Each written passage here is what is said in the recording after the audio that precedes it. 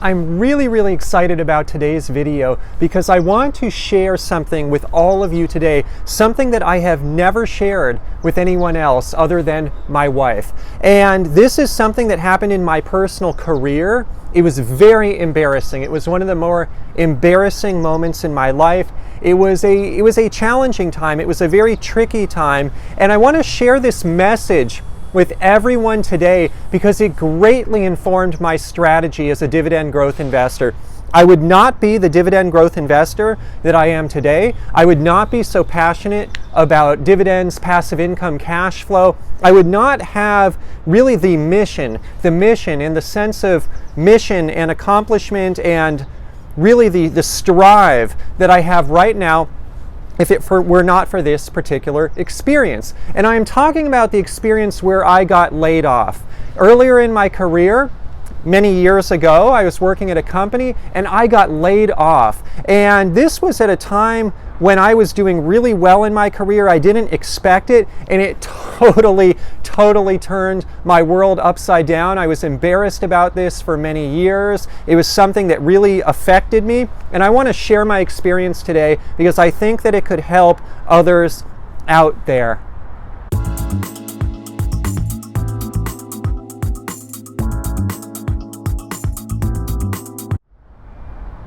So welcome everyone to my video. It's a nice spring day here in Silicon Valley, so I thought I'd get outside and experience some of the fresh air here. And so it's the first video I've done outside in a while.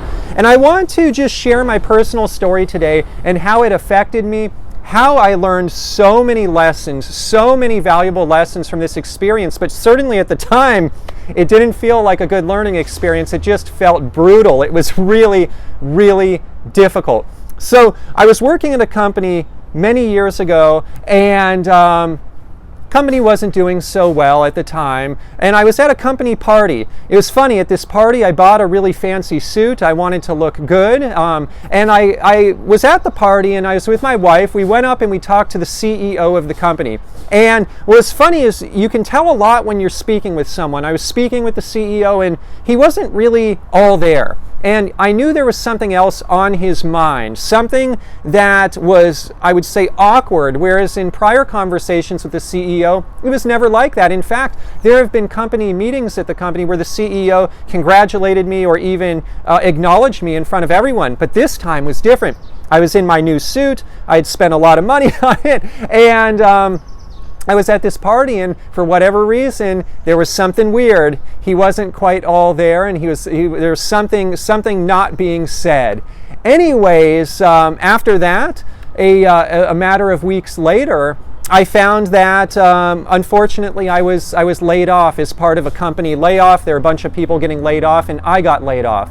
But what was interesting is I'm not supposed to get laid off. I was valedictorian of my high school. My whole life I had always worked so hard. I went to Stanford University. Even at the company I was at, I was managing a team of people. I was doing really well, providing very good results for the company. I wasn't the person that was supposed to get laid off. How could it possibly happen to me when I'm the guy that works so hard my entire life? This was an incredible lesson, an incredible reality shock for me, that it was something really I never fathomed happening. I was thinking like, wait, getting laid off, that happens to other people. That couldn't happen to me. And at the end of the day, what I realized out of that experience is it can happen to anyone, and it doesn't even necessarily matter on one's job performance. When there's a layoff, look, they say a layoff isn't performance-based. They say it's just to save the company money. But at the end of the day, these companies, they can pick who they lay off. And in my opinion, there are two types of people at any given company.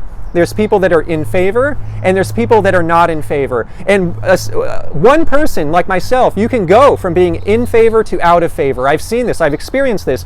And at that time, I was out of favor. And I can say, regardless of my job performance, the people making the decisions, they'll look at people and you're either in the in crowd or you're not. At that particular company at that time, I was not. I was out of favor.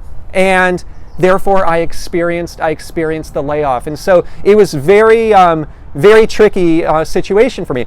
But The reason I'm sharing this story is, one, not to relive the the experience, because it really was it was actually quite a painful experience. It's very shocking, and obviously at that time my main source of income, surely I had some Dividend stocks at the time, and I had been dabbling in online marketing, affiliate marketing, so I had some side hustle income, but more or less most of my income was coming from the job, and so this was very troubling, and so it was a painful experience. And so certainly I don't want to share that here just to relive the experience, but I really feel like I have a message here that is incredibly valuable for others out there, and that's why I'm doing this. And I think it provides a lot more background behind what I am doing here on PPCE and why I have this YouTube channel, why I am sharing personal finance insights and sharing my personal finance journey behind my dividend stock investing. This is the video that I think could provide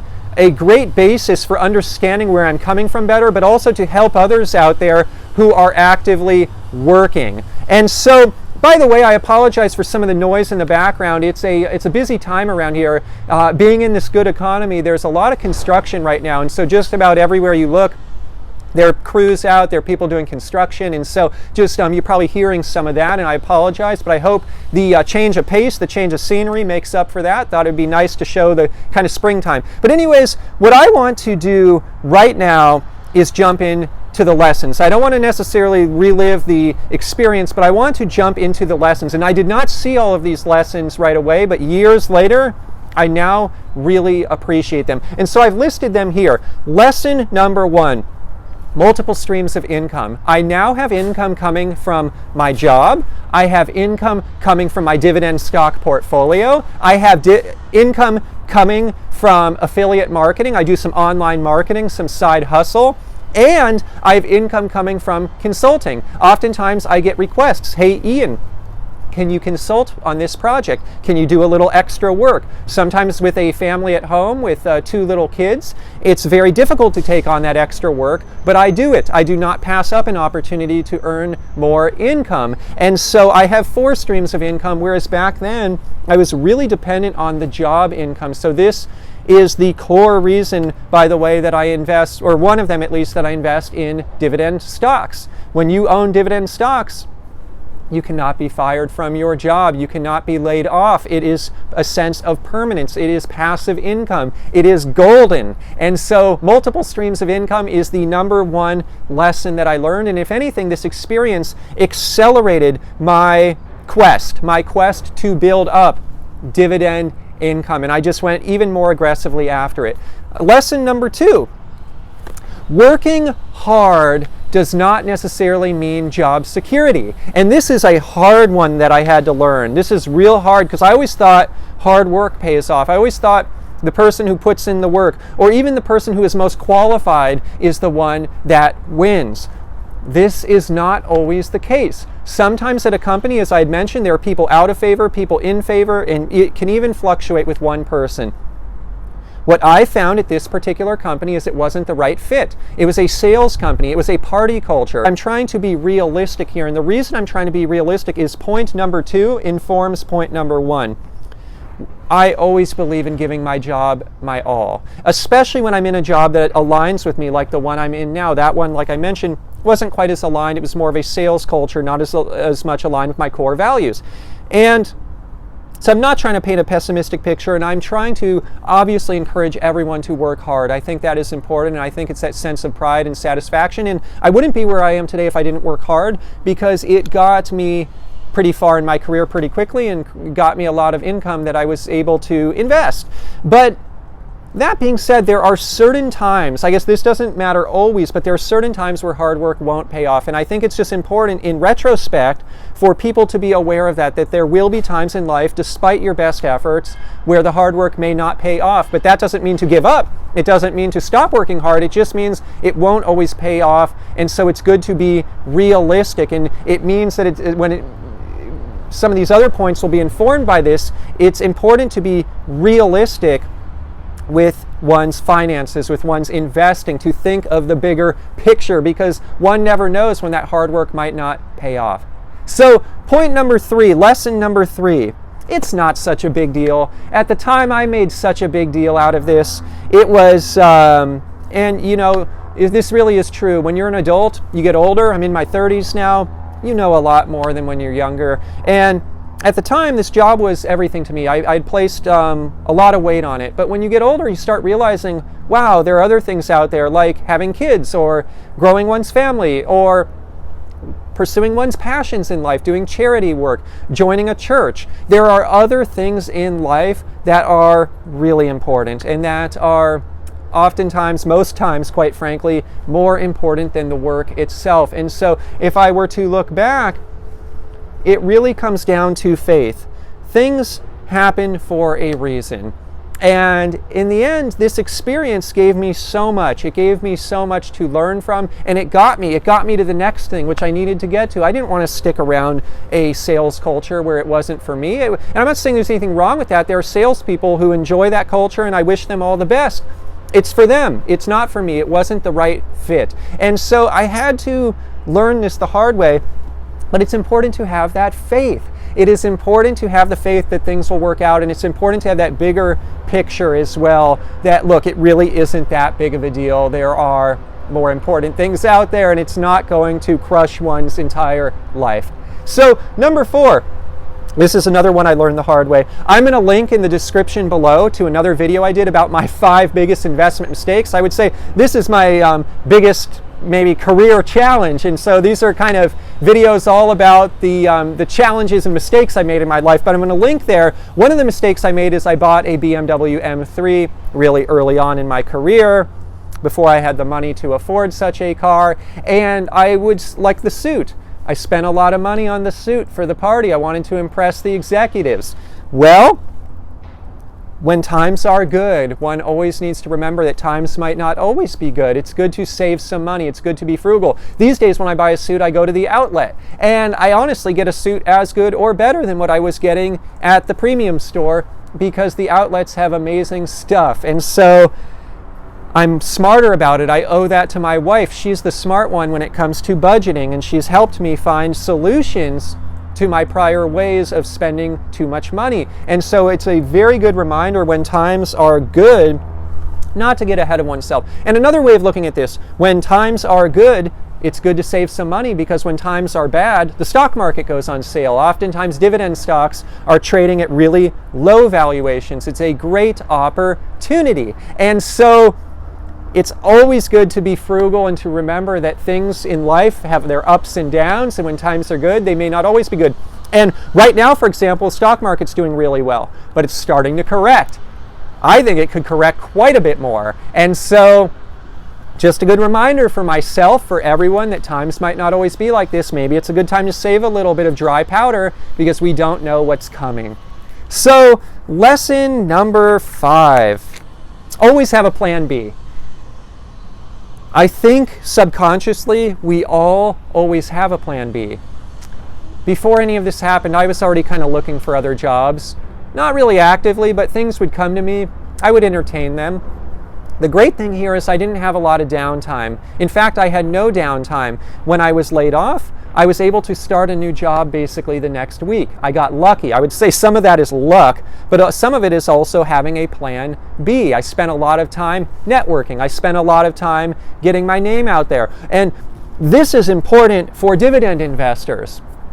The worst thing that can happen for a dividend stock portfolio is to have to sell, because the benefits come decades down the line. The benefits take time to compound. The benefits take time. And if one has to cut into principal because they got laid off, they have to pay bills, that's never a good thing. It can derail, well, not derail, but it can slow down one's progress. And it can make the hit even worse. Not only does one have the hit of getting laid off, but one has the hit of, oh no, I have to dig into this portfolio that really means everything to me, my multiple streams of income.